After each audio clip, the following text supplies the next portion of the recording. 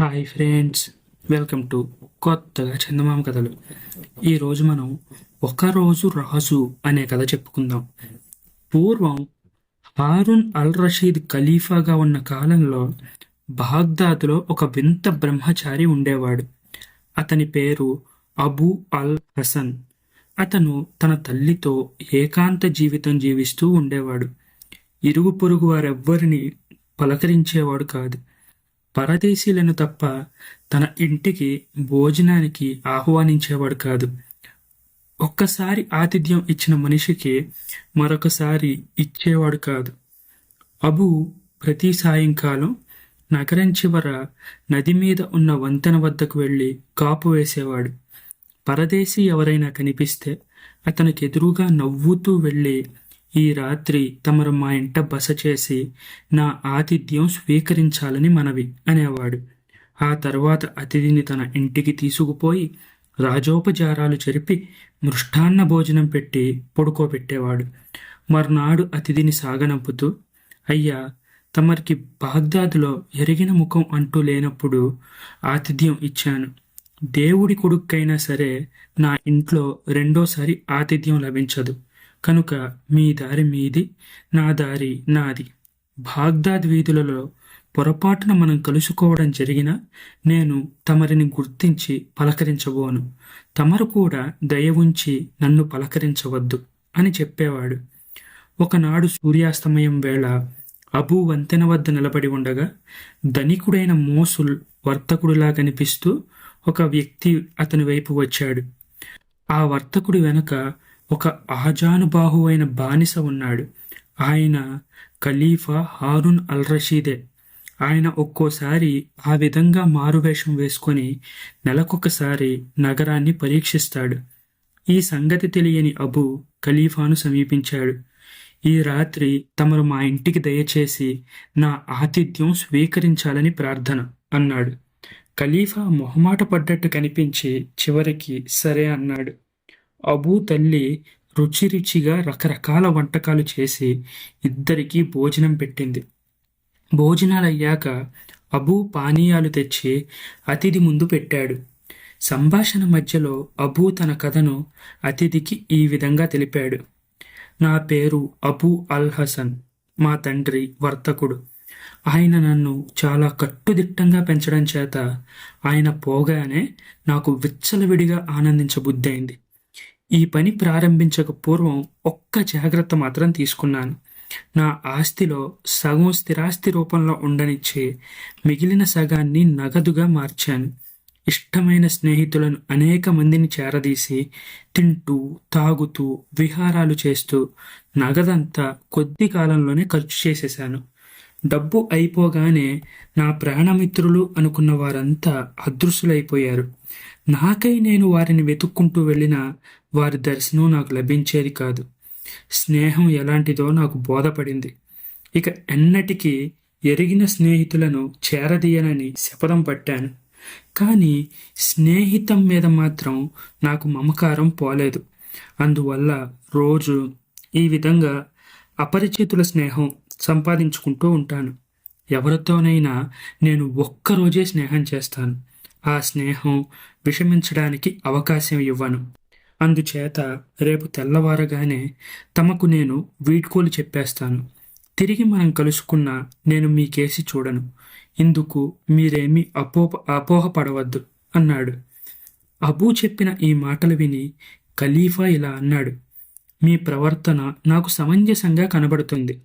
ఆస్తిలో సగం మిగిల్చి ఉంచుకోవడం మీ జాగ్రత్తను సూచిస్తోంది. మీ స్నేహపాత్రతలో కూడా లోటేమీ లేదు.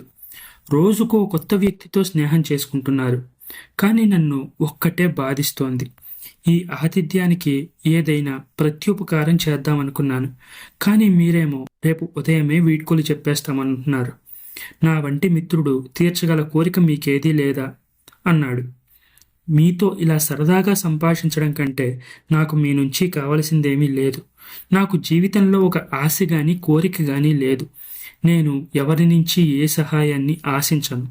అందుచేత మీరు నాకు ప్రత్యుపకారం చేసే విషయం అస్సలు తలపెట్టవద్దు అన్నాడు అబు. మరి కాసేపు ఇద్దరూ మాట్లాడుకున్నాక ఖలీఫా, మీ సంతుష్టి నిజంగా ఆశ్చర్యకరంగానే ఉంది. మీరు ఇంకొకరి నుంచి ఏ సహాయమూ కోరకపోతే అందులో వింత ఏమీ లేదు.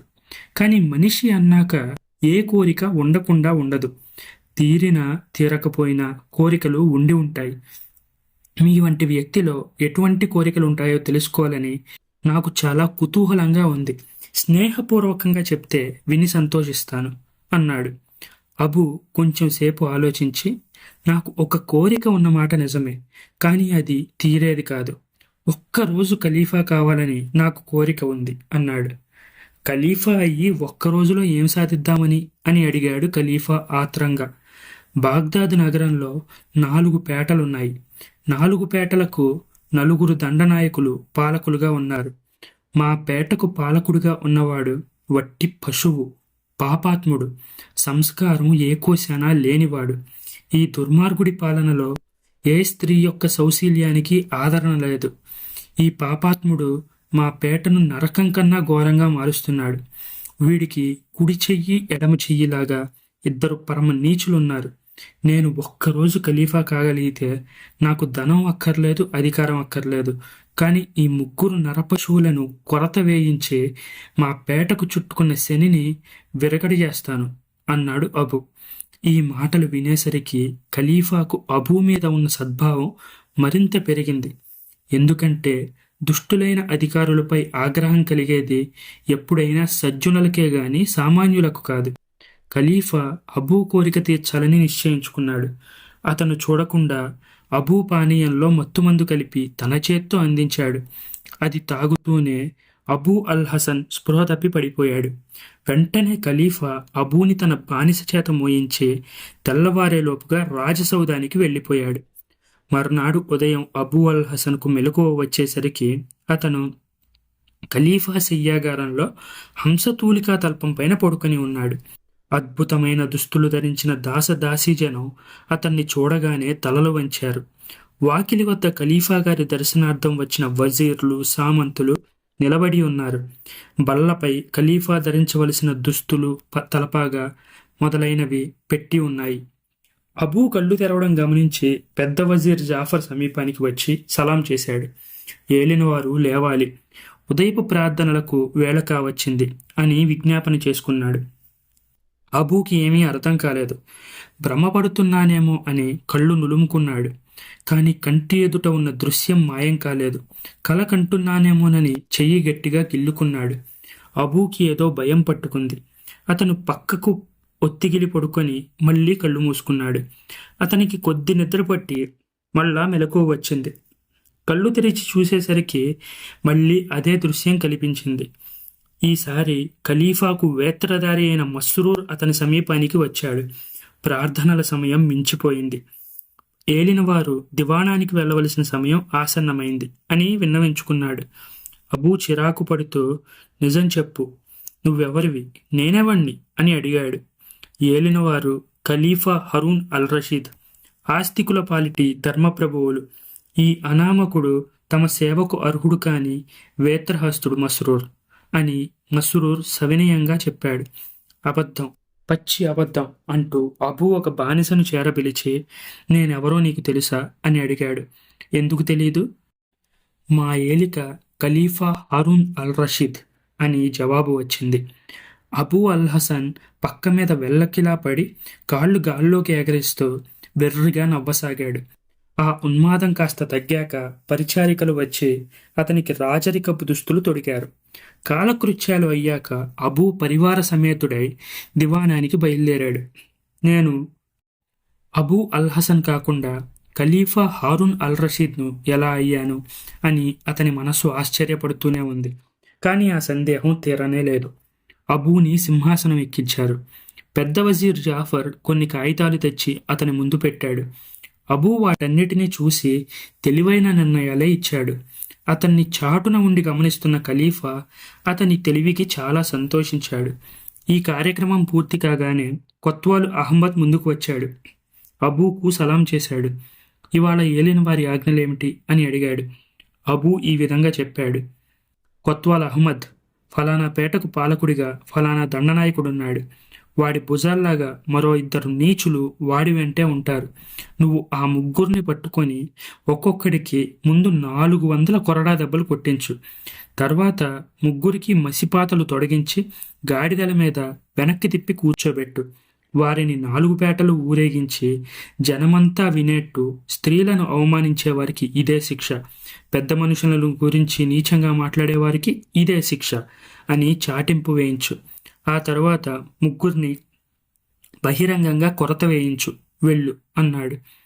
ఈ ఒక్కరోజు కొత్త ఖలీఫా ఏ ఉత్తర్వులు ఇచ్చినా శిరసావహించవలసిందిగా అహ్మద్కు హెచ్చరిక జరిగి ఉంది. అందుచేత అతను ఓ 10 మంది భటులను వెంట పెట్టుకొని అప్పటికప్పుడే బయలుదేరాడు. అహ్మద్ తిరిగి వచ్చేలోపుగా అబూ హసన్ ఒక్కొక్క వజీరు చెప్పిన విషయాలన్నీ శ్రద్ధగా ఆలకించి కొత్త ఉద్యోగాలు ఇవ్వవలసిన వారికి ఇచ్చాడు. ఉద్యోగాల నుంచి తొలగించవలసిన వారిని తొలగించాడు. పరిపాలనలో అతను చాలా ప్రజ్ఞ చూపించాడు. అబూ ఖజానాదారుని పిలిపించాడు. ఫలానా పేటలో అబూ అల్ హసన్ అనే వ్యక్తి ఇల్లుంది, ఎవరినడిగినా చెప్తారు. ఆ ఇంటికి 1000 బంగారు దినారాలు పంపించు. అబూ తల్లికి ఇప్పించు. ఆమె చాలా యోగ్యురాలు. వాటిని ఖలీఫా గారు పంపారని, ఖజానాలో పుష్కలంగా డబ్బు ఉంటే ఇంకా ఎక్కువే పంపి ఉండేవారని ఆమెతో చెప్పు. తెలిసిందా అన్నాడు. ఖజానాదారు వంగి సలాం చేసి నిష్క్రమించాడు. కొత్వాలు అహ్మద్ వచ్చి దండనాయకుడికి అతని అనుచరులకు ఉరిశిక్ష అమలు చేసినట్టు చెప్పాడు. అబూ ఆ రోజుకు సభ చాలించాడు. అందరూ కలిసి భోజనశాలకు వచ్చారు. అక్కడ అతనికి దాసీలు బంగారు పాత్రల్లో అమిత రుచికరమైన వంటకాలు తెచ్చిపెట్టారు.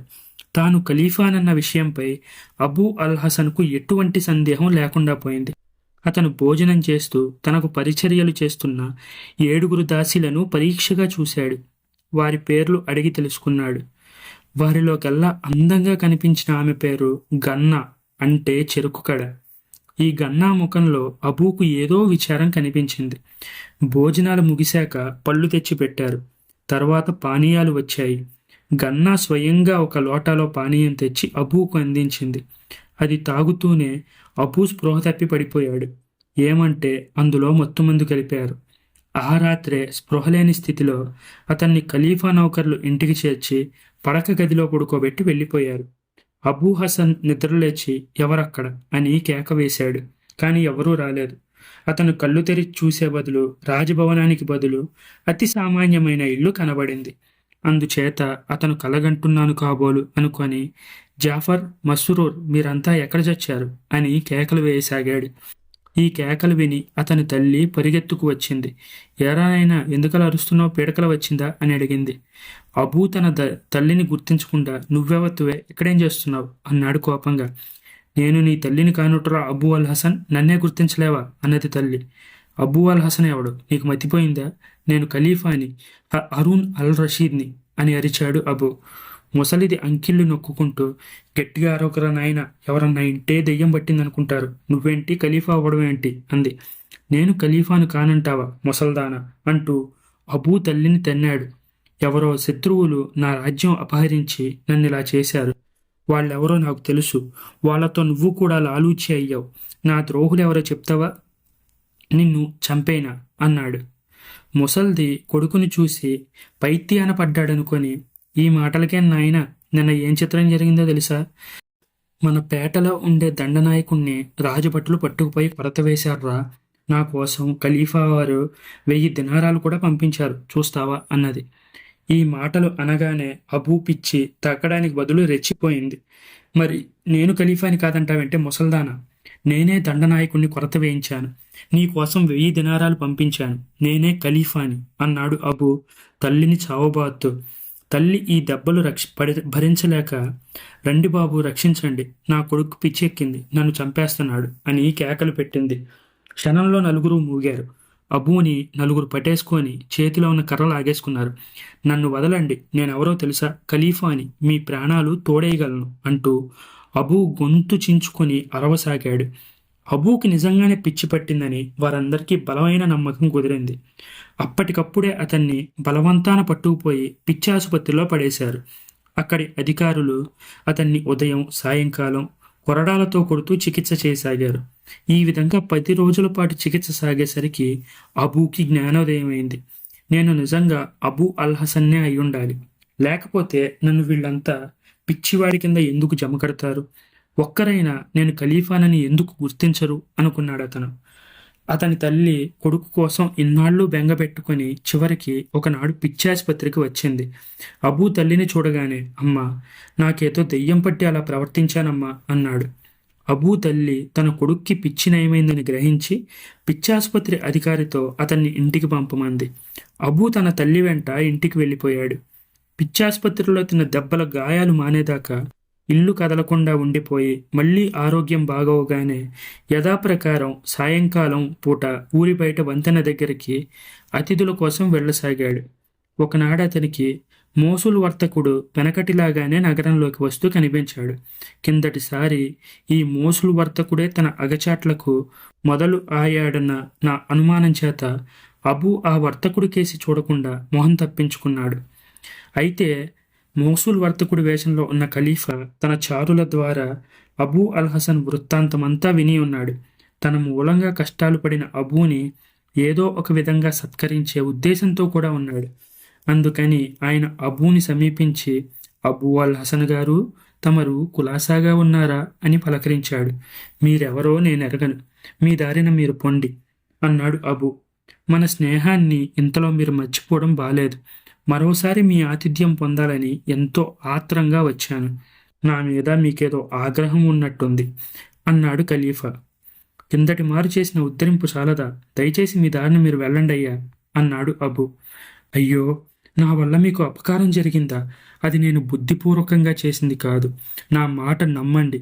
మీకు జరిగిన అన్యాయం ఏంటో తెలియచేస్తే నాకు చేతనైన పరిహారం చేస్తాను. విరోధిస్తే చాలా బాధపడతాను అన్నాడు ఖలీఫా. అబూ మెత్తబడ్డాడు. ఖలీఫాను తన వెంట తీసుకుపోయి జరిగిందంతా పూసగుచ్చినట్టు చెప్పాడు. చొక్కా విప్పి తన శరీరం మీద ఉన్న కొరటా దెబ్బల వాతలు చూపించాడు. వాటిని చూసి ఖలీఫా చాలా జాలిపడ్డాడు. ఇద్దరూ కలిసి విందు ఆరగించారు. అనంతరం పానీయాలు సేవించారు. ఆ సమయంలో ఖలీఫా అబూ తాగే పానీయంలో రహస్యంగా మత్తుమందు కలిపాడు. అది తాగుతూనే అబూ స్పృహ తప్పి పడిపోయాడు. మళ్లీ స్పృహ తెలిసేసరికి అతను రాజభవనంలో ఉన్నాడు. అతని చుట్టూ దాసీ పిల్లలు నిలబడి ఉన్నారు. ఓ పాపిష్టి దెయ్యమ్మ, నన్ను మళ్లీ ఆవేశించావా అంటూ అబూ నిండా ముసుగు తన్ని నిద్రపోతున్న వాడిలాగా గట్టిగా గురక పెట్టసాగాడు. గన్నా అతని పక్కనే మంచం మీద కూర్చుని, ఏలినవారు నిద్ర లేవాలి, ఉదయ ప్రార్థనలకు వేళైంది అని అతన్ని తట్టిలేపింది. అబూ ముసుగులో నుంచే, నన్ను పట్టుకోకు దెయ్యమా అని అన్నాడు. నేను దెయ్యాన్ని కాదు, ఏలినవారి దాసిని, గన్నాను అన్నదామె. అబూ ముసుగు తీసేసి చుట్టూ చూశాడు. ఆ దాసీలందరూ ఇంకా అక్కడే ఉన్నారు. అతను గన్నాకేసి తిరిగి, నా వేలు కొరుకు అన్నాడు. ఆమె అతని వేలు చాలా గట్టిగా కొరికింది. అబూ బాధతో గంతులు వేస్తూ, కలకాదు నిజమే, నేను ఖలీఫానే అంటూ అరవసాగాడు. అతనితో పాటు అందరు దాసీలు అరుస్తూ చుట్టూ చేరి నవ్వసాగారు. ఇంతలో పొట్ట చేత పట్టుకుని విరగబడి నవ్వుతూ ఖలీఫా అక్కడికి వచ్చాడు. ఆయన్ను చూస్తూనే, నువ్వెక్కడికి కూడా దాపురించావా మోసులు వర్తకుడా? చూశావా, నీ మూలంగా నాకు మళ్ళీ ఈ పీడకల పట్టుకుంది అన్నాడు అబూ ఖలీఫాని చూసి. కానీ ఖలీఫాని చూస్తూనే దాసీలు నవ్వులు మానేసి ప్రతిమల్లా ఎక్కడి వారక్కడ నిలిచిపోవడం అబూ అల్ హసన్ గమనించలేదు. వెంటనే ఖలీఫా అతన్ని కౌగిలించుకున్నాడు. తమ్ముడు, ఈసారి పీడకల కాదు, నిన్ను నా పరివారంలో చేర్చుకుంటాను. నీకేం కావాలంటే అది ఇస్తాను అన్నాడు. ఆయన ఖలీఫా అని, ఆయనే తనను 2 సార్లు రాజభవనానికి తీసుకువచ్చాడని అబూ అల్ హసన్కు అర్థమైంది. అతను ఖలీఫాకు వంగి సలాం చేశాడు. తమ అండ తప్ప నాకింకేమీ అవసరం లేదు అన్నాడు. నాకు నీ వంటి అల్ప సంతోషుల స్నేహమే కావాలి.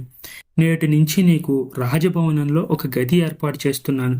ఇక మీదట నువ్వు రాజభవనానికి రావడానికి గాని, నా గదికి రావడానికి గాని, రాణి జుబేదాని కలవడానికి గాని ఎవరి అనుమతి అవసరం లేదు అన్నాడు ఖలీఫా. ఆయన అబూ అల్ హసన్కు 10,000 దినారాలిప్పించి దివాణానికి వేళ అయినందున అక్కడి నుంచి బయలుదేరి వెళ్ళిపోయాడు. అబూ పరమానందంతో ఇంటికి వెళ్ళి తల్లికి జరిగిందంతా చెప్పాడు. ఆమె చాలా సంతోషించింది. రోజుకొకసారి వచ్చి చూసిపోతుంటానని తల్లికి మాట ఇచ్చి అబూ రాజభవనానికి తిరిగి వెళ్ళాడు. ఖలీఫా అబూని చాలా ఆదరంతో చూసేవాడు. అబూ ఖలీఫాని చమత్కార సంభాషణలతో రంజింపజేసేవాడు. అతను ఖలీఫా అభ్యంతర మందిరంలోకి, రాణి జుబేదా అభ్యంతర మందిరంలోకి కూడా యథేచ్ఛగా వెళుతూ పెద్ద వజీర్ జాఫర్ కంటే ఖలీఫాకు ఆప్తుడుగా ఉండేవాడు. ఈ గౌరవ మర్యాదలతో అబూ తల తిరిగిపోలేదు, అతిశయం పట్టుకోలేదు. తన దాసి అయిన గన్నా అబూకేసి, అబూ గన్నాకేసి తరచూ చూసుకుంటూ ఉండడం గమనించి రాణి జుబేదా వారిద్దరికీ వివాహం చేస్తే బాగుంటుందేమో అని ఖలీఫాతో ఒకనాడు అన్నది. ఖలీఫా ఇద్దరినీ చేర్చి వారి సమ్మతి తెలుసుకొని వారిద్దరికీ వైభవంగా వివాహం చేసేశాడు. వారిద్దరూ కొంతకాలం ఉల్లాసంగా గడిపారు. గన్నా రాణివాసంలో పెరిగినది కావడం వల్ల ఆమెకు రాజభోగాలు అనుభవించడం చాలా బాగా తెలుసు. ఈ భోగాల కింద అబూ దగ్గర ఉన్న ధనమంతా కర్పూరంలా ఇట్టే హరించుకుపోయింది. ఒళ్ళూపై తెలియకుండా ఉన్నదంతా ఖర్చు పెట్టేశాం. ఖలీఫా నాకు నెల జీతమంటూ ఏమీ ఏర్పాటు చేయలేదు.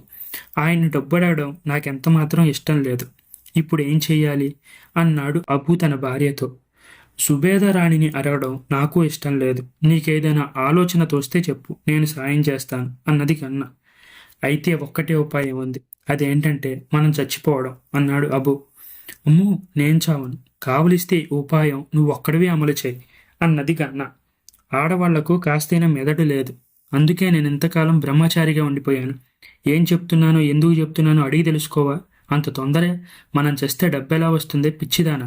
చచ్చినట్టు నటించాలి అంతే అన్నాడు అబు. అదెట్లా అని అడిగింది గన్న. విను, నేను మక్కా వైపు కాళ్ళు చాపి నేల మీద నిగడదాన్ని పడుకుంటాను. నువ్వు నా మీద దుప్పటి కప్పి నా ముఖం మీద తలపాగా బోర్లించు. తర్వాత కంటికి మింటికి ఏకదారుగా ఏడుస్తూ జుబేదా రాణి దగ్గరికి వెళ్ళు. నేను చచ్చానని చెప్పి మూర్ఛపో. పన్నీరు కడవలతో కుమ్మరించిన దాకా లేవకు. ఆ తర్వాత ధనం ఎలా వచ్చి పడేది నువ్వు చూద్దు గాని అన్నాడు అబు. ఇదైతే మన చేతిలో పనే అంటూ అబూ వంటికి దుప్పటి చుట్టి ముఖాన తలపాగా కప్పి గొల్లున ఏడుస్తూ రాణి వద్దకు పోయి తన భర్త చచ్చినట్టు చెప్పి విరుసుకు పడిపోయింది గన్న. ఆమెకు కలిగిన ఆపదకు దాసీలే కాకుండా జుబేదా రాణి కూడా కళ్ళనీరు పెట్టుకున్నారు. గన్నాను పన్నీటితో సేద తెచ్చి పరామర్శించారు. రాణి తన స్వంత ఖజానాదారును పిలిపించి 10,000 బంగారు దినారాలు వెంటనే తీసుకొని గన్నా ఇంట్లో ఇచ్చిరా. పాపం అబూ అల్ హసన్ ఆకస్మికంగా చనిపోయాడు. అబూ ఉత్తర క్రియలకు డబ్బు అవసరం అవుతుంది అన్నది. గన్నా మెల్లిగా స్పృహ తెచ్చుకొని రాణి దగ్గర సెలవు పుచ్చుకొని ఇంటికి వచ్చేసింది. ఆమె వెనకనే 10,000 దినారాల సంచి కూడా ఇంటికి చేరుకుంది. గన్నా తలుపు వాకిలి ముయ్యగానే అబూ లేచి కూర్చున్నాడు. ఇద్దరూ తమ యుక్తికి ఎంతో సంతోషించారు. మన పని సగమే అయింది. ఇప్పుడు నువ్వు చచ్చిపో, నేనెళ్ళి సొమ్ముదేస్తాను అన్నాడు అబు. గన్నా కూడా మక్కా వైపు కాళ్ళు చాచి బిగదీసుకు పడుకుంది. అబూ ఆమెను దుప్పట్లో చుట్టి తన తలపాగా సగం ఊడదీసుకొని కళ్ళకు వెల్లుల్లి రుద్దుకొని బట్టలు చించుకొని శోకమూర్తిలా తయారై ఖలీఫా వద్దకు వెళ్ళాడు. అతనికేసి ఖలీఫా, జాఫర్, మస్రూర్ మొదలైన వారంతా నిర్ఘాంతపోయి చూసి ఏం జరిగిందని అడిగారు. అబూ బోరున ఏడ్చి రొమ్ము బాదుకుంటూ గన్నా గన్నా నన్నేం చేసిపోయావు, నేనెలా బతికేది అని అరవసాగాడు. ఇంత ఆకస్మికంగా కొత్త కాపురం విచ్చిత్తి కావడం తలుచుకొని ఖలీఫాకు కూడా కంటనీరు ఆగలేదు. దుఃఖపడకు తమ్ముడు, పోయిన దాని ఆయుర్దాయం కూడా అల్లా నీకే ఇస్తాడు. సుఖపడుతుందని గన్నాను నీకిస్తే దుఃఖంలో ముంచి వెళ్ళిపోయిందా అంటూ ఖలీఫా అబూను ఓదార్చాడు. తరువాత ఆయన తన కోశాధికారిని పిలిచి ఖర్చులకు గాను 10,000 బంగారు దినారాలు అబూకు ఇప్పించమని ఉత్తర్వు చేశాడు. అబూ మరొక శోకం పెట్టి డబ్బుతో వెంటనే ఇంటికి తిరిగి వెళ్ళాడు. భార్యాభర్తలిద్దరూ తాము సంపాదించిన సొమ్ము చూసి మురిసిపోయాక అబూ భార్యను హెచ్చరించాడు. ఇంతటితో ఏమీ అవ్వలేదు. ముందుంది ముసళ్ళ పండగ. మనం బయటపడితే మనం పెద్దల ఆగ్రహానికి గురికాక తప్పదు. అందువల్ల మనం చాలా జాగ్రత్తగా ఉండాలి అన్నాడు. ఖలీఫా ఆ రోజు సభ త్వరగా ముగించి తన ప్రియ పరిచారికను పోగొట్టుకున్న జుబేదాని పరామర్శించడానికి జుబేదా మందిరానికి వెళ్ళాడు. తలుపు తెరవగానే జుబేదా ఆమె పరిచారికలు దిగులుగా కళ్ళు ఒత్తుకుంటూ కనిపించారు. నీకు కలిగిన నష్టాన్ని గురించి విన్నాను. పాపం గన్నాకు ఈ గతి పడుతుందని నేను కల్లో కూడా అనుకోలేదు. ఇది నీకు కూడా పెద్ద దెబ్బే అన్నాడు ఖలీఫా. నాకంటే మీకే విచారం ఎక్కువ. మీరు ఆ అబూ అల్ హసన్ను విడిచి ఒక్క క్షణం కూడా ఉండలేకపోయేవారు. అతను లేకపోతే పాపం మీకెలా తోస్తుంది? అల్లా దయ వల్ల అతను బానే ఉన్నాడుగా. పోయిన గన్నా గురించి ఆలోచించి విచారిస్తుంది నువ్వు అన్నాడు ఖలీఫా. గన్నా పోవడం ఏంటి నా పిండాకుడు? ఎవరన్నా నవ్విపోతారు. పోయినవాడు అబూ అన్నది జుబేద. నీ అమాయకత్వం చూస్తే నాకు ముందు నవ్వొస్తుంది. నీకెవరో వార్తని తలకిందులుగా చెప్పారు. పోయింది అబూ కాదు, గన్నా అన్నాడు ఖలీఫా. ఇంకా నయం, మీరే తలకిందులుగా ఉన్నారు. పోయింది అబూ అన్నది జుబేద. చచ్చిన వాళ్ళని గురించి విచారించడం మరచి వీరిద్దరూ కోడిపుంజుల్లాగా కొట్టుకోవడం మొదలుపెట్టారు. ఎంత పందెం అన్నాడు ఖలీఫా పట్టుదలగా. ఎంత పందెం అన్నది జుబేద అంతే పట్టుదలగా. ఖలీఫా మస్రూర్ను పిలిచాడు. నువ్వు తక్షణం అబూ ఇంటికి వెళ్ళు. చూసి వచ్చి చచ్చిపోయిందెవరో, ఏడుస్తుందెవరో చూడు. వెంటనే తిరిగి వచ్చి మాకు చెప్పు అని అన్నాడు. మస్రూర్ వెంటనే బయలుదేరి వెళ్ళాడు. అతన్ని అంత దూరంలోనే చూసి అబూ తన భార్యతో, ఖలీఫాకు రాణికి ఎవరు చచ్చారని జగడం వస్తుందని నేను అనుకుంటూనే ఉన్నాను. ఖలీఫా పంపగా మస్రూర్ వస్తున్నాడు. ఇదే మనకు నిజమైన పరీక్ష. నువ్వు వెంటనే చచ్చిపోయినట్టు పడుకో అన్నాడు. మస్రూర్ వచ్చేసరికి దుప్పటి చుట్టి గన్నా నేల మీద పడుకొని ఉన్నది. అబూ ఆమె పక్కగా కూర్చొని కంటికి మింటికి ఏకధారగా ఏడుస్తున్నాడు. మస్రూర్ అతన్ని లాంఛనంగా ఓదార్చి తిరిగి వెళ్ళి చనిపోయింది గన్నాయే అని ఖలీఫాకు చెప్పాడు. ఈ మాట విని జుబేదా మరింత మండిపడింది. మస్రూర్ మీద తన చెప్పులు విసిరింది. ఎవరు పోయారో చూసి రమ్మని తన ముసలి దాదిని పంపింది. దాదిని అంత దూరాన చూస్తూనే అబూ ఈసారి తాను శవం పాత్ర పోషించాడు. ఆమె వెళ్ళేసరికి అబూ నేల మీద పడుకుని ఉన్నాడు. అతని పక్కన గన్నా నెత్తి బాదుకుని ఏడుస్తూ కనిపించింది. ముసలిది లాంఛనంగా గన్నాను ఓదార్చి తాను కూడా కాస్త కంటతడి పెట్టుకొని రాజభవనానికి తిరిగి వెళ్ళి చచ్చిపోయింది అబూయే అని చెప్పింది. ఇద్దరిని పంపితే ఇద్దరూ చెరో వార్త చెప్పారు. అసలు నిజం ఏంటనేది ఇంతవరకు తెలియనే లేదు. ఇది ఇలా తేలదు. ఇందులో ఏదో మోసం ఉంది. వారేదో మతలబు చేస్తున్నారు. మనం అందరం ఒకేసారి బయలుదేరి వెళ్ళి నిజం తెలుసుకుందాం అన్నాడు ఖలీఫా. ఖలీఫా, జుబేదా, దాసీలు, పరివారం అంతా కలిసి అబూ అల్ హసన్ ఇంటికి బయలుదేరారు. ఇది కనిపెట్టిన అబూ, పెళ్ళామా, ఇక మనం అయిపోయాం. మన ఆట కట్టయింది. మనం ఇద్దరం చావాల్సిన తరుణం వచ్చింది. చద్దాం పద, ముందు పట్టు అన్నాడు. ఇద్దరూ దుప్పట్లు చుట్టుకొని కాళ్ళు మక్కా వైపు చాసి చచ్చినట్లు పడుకున్నారు. ఇంతలో ఖలీఫా మొదలైన వారు రానే వచ్చారు. అయ్యో గన్నా, భర్త చెంచినందుకు గుండె పగిలి నువ్వు మరణించావుటే అని విలపించింది జుబేద. ఆమె దుఃఖంలో కూడా తన అపజయాన్ని అంగీకరించాలని అనుకోలేదు. అదే నన్ను ఒప్పుకుంది. గన్నా కోసం గుండె పగిలి అబూ చచ్చాడు అని ఖలీఫా అన్నాడు. ఆయన కూడా తన పరాజయాన్ని ఒప్పుకోవాలి అని ఏమాత్రం అనుకోలేదు. లేదు, అబూ ముందు చచ్చాడు, గన్నా ఆ తర్వాత మరణించింది అన్నది జుబేద. కాదు, గన్నా ముందు చచ్చింది, అబూ తర్వాత చనిపోయాడు అని అన్నాడు ఖలీఫా. ఇద్దరు మళ్ళీ మొదటికే వచ్చారు. పోట్లాడుకోవడం ప్రారంభించారు. అసలు ఈ ఇంట్లో నౌకర్లేరే? ఈ ఇంట్లో ఉండే నౌకర్లను అడిగితే ముందు అసలు నిజం తెలిసిపోతుంది కదా అని అన్నది జుబేద. ఎవరు ముందు చచ్చారో చెప్పిన వాళ్ళకి 10,000 బంగారు దినారాలు ఇస్తాను అని ఖలీఫా అక్కడికక్కడే ప్రకటించాడు. నాకు ఆ 10,000 దినారాలు ఇప్పించండి మహాప్రభు. గుండె పగిలి రెండోసారి చచ్చింది నేనే, అబూ అల్ హసన్ను అని దుప్పటిలో నుంచి కేక పెట్టాడు. ఖలీఫాకు జరిగిన మోసమంతా అర్థమైంది. ఆయన విరగబడి నవ్వడం ప్రారంభించాడు. ఆ తర్వాత అబూ, గన్నా ఇద్దరూ లేచి కూర్చున్నారు. డబ్బు కోసం తాము పడిన పాటలన్నీ విన్నవించుకొని క్షమాపణ వేడారు. ఖలీఫా, జుబేదా వీరిద్దరూ వారిని క్షమించారు. అబూ అవసరాలను గమనించకపోవడం తన తప్పే అని ఖలీఫా అర్థం చేసుకున్నాడు. పెద్ద వజీర్తో పాటు అబూ అల్ హసన్కు కూడా జీతం ఏర్పాటు చేశాడు.